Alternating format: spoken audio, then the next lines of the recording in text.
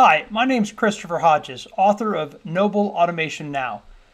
This short video today is a description of what exactly do I mean by noble automation. Point 1. Point 2, why is it relevant and how can it help you in your business? And point 3, how can you go about doing it? So from here, let's begin.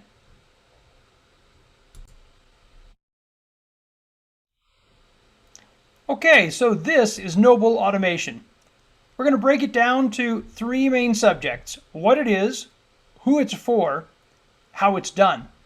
And the fourth subject actually is why bother. So what exactly is noble automation? It's a holistic approach to achieving business success with automation.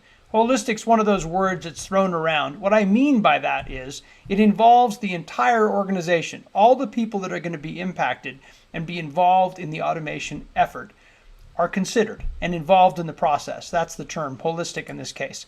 Second point is it's a competitive edge when people are your best asset. And I would ask you, what company are people not your best assets? But that's specifically true in knowledge worker type businesses where you really depend on trying to engage the most out of each of the people on your team. Nobody wants 50% of the employee they hired.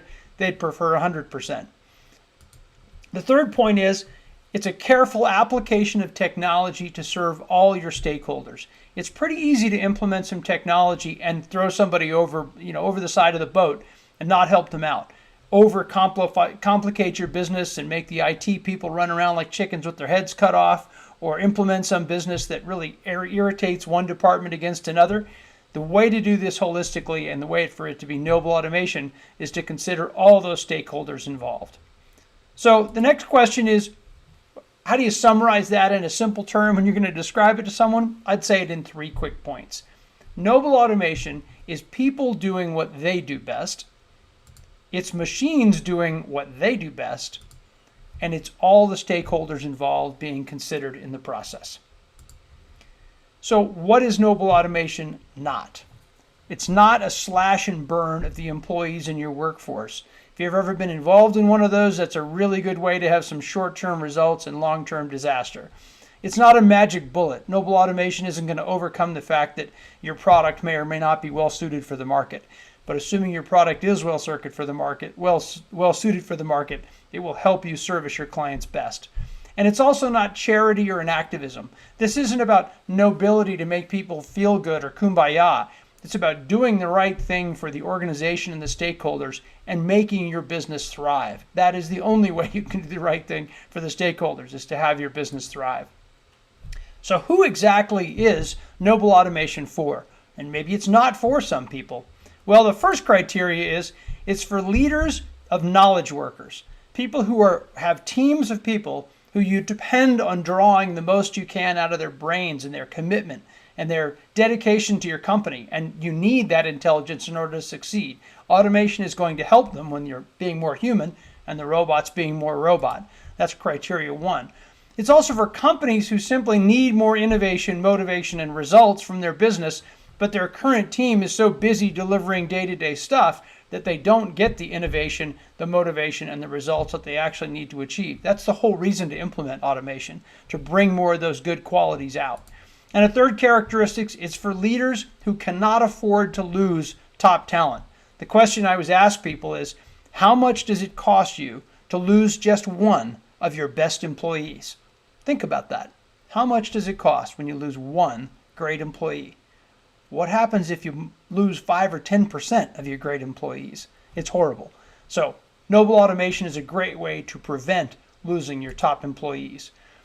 So how's it done? It's the third major step. This is going to be a simplified version, but I think it'll be helpful. It's done in 7 single steps. They're all integrated as to over time, but there are 7 distinct steps. So the first one is an inspired and informed leadership team. Well, everyone's inspired in some way, shape, or form, right? And clearly they're not leaders if they're not informed. What I'm talking about is inspired and informed to understand and use these technologies to benefit your business. They don't all have to be experts, but they do have to understand it to a degree that they can be inspirational when they talk to their teams to do it. That's step 1. Step 2 is understanding what the technology is. It's that old thing, if you only have a hammer, everything looks like a nail. Well, All you need to do is be introduced to multiple other tools and you could suddenly realize what you could do. But if you don't know what the other tools are, your creativity is severely limited by a lack of knowledge. So a basic understanding of what these technological tools can do will stimulate all kinds of great ideas, both in the leaders and in the team. Hey, I didn't know we could do that. How could we make that work in our business? That is what we humans are fantastic at doing, connecting the dots once we understand what the tools are. But you got to understand the technology. That's step 2.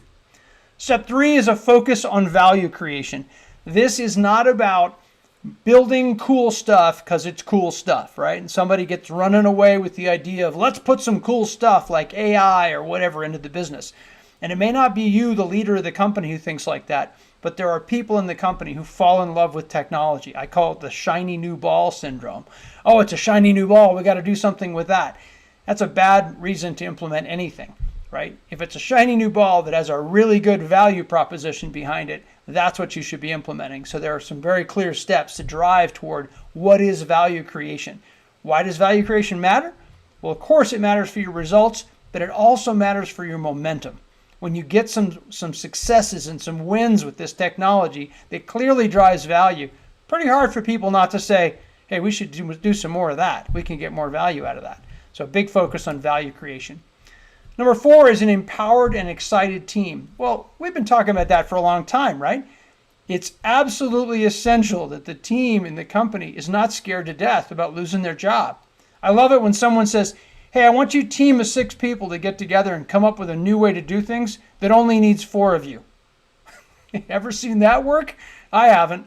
So an empowered and excited team, there's of course a lot of really good solid ways to do that. They're not rocket science, but they absolutely have to be done. So an excited and empowered team, number 4. Number 5 is unique to Noble Automation in my view because I've never heard it brought into the management consulting space or the operational space when I was an executive in GE. It just wasn't something we talked about. Helping humans be heroes. That's all about identifying the thread in the individual's life where you can help them actually feel heroic. How do they look at the next adventure, whether that's stepping up a little bit in their job or maybe completely redoing something in the company or being bold enough to lead a meeting where they never have before? Everybody at every level has an opportunity to have a heroic journey. If we can help those people find those heroic journeys, what do we get? We get great stuff for the company and we get incredibly motivated and engaged employees. That is why people come to work, to feel great about what they do. A lot of people don't. It's that whole thing about living lives. The average man lives a life of quiet desperation, or man or woman, of course. Quiet desperation. Helping humans be heroes is a leader's job, and it is a fast ticket for an incredibly high-performing team. That's step number 5. Step number 6 is an operating model built for purpose. Operating model is one of those terms, again, that gets thrown around in business books. What it means is set the business up, think it through end to end, the way these people are going to do what they do, that actually serves the purpose of what the company's trying to do.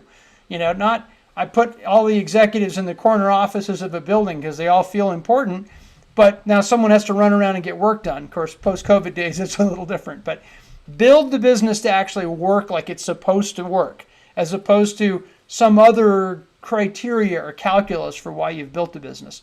And that's easily done with your excited and empowered team if you support them. They'll build something that actually works.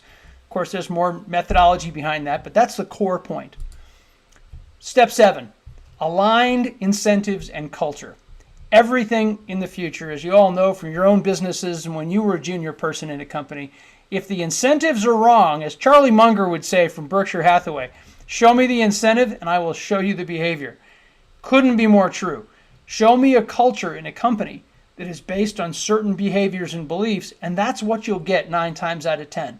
You have a culture that doesn't support innovation or drive toward automation or improvement, that's what you get there too. And guess what? Leaders drive both of these. They drive incentives and they drive the culture. So while there are 7 steps, they are not insurmountable. A lot of them require some things you already know well, but if you integrate them together into the 7, and in your implementation of automation, you can achieve noble automation in your company. So what's that look like? All 7 steps in a nice little chart. You, of course, can read that in the book, or you can take it off this screen. Why bother? That's the final point. Well, that little crown on the left-hand side, that's the crown that's on your head, virtually, right? On your head, as the leader of your team, your organization, your company, your Fortune 500, your Fortune 50 company, right? That is to some degree how they see you, right? You're on top of the heap. Well, as a result of being in the position you're in, whether it's a department or a full-size company, you have what the French used to call noblesse oblige. I always thought that was a cool sounding word, but what it really means is the obligation of the leader to serve the people underneath them, to provide what the people underneath them need.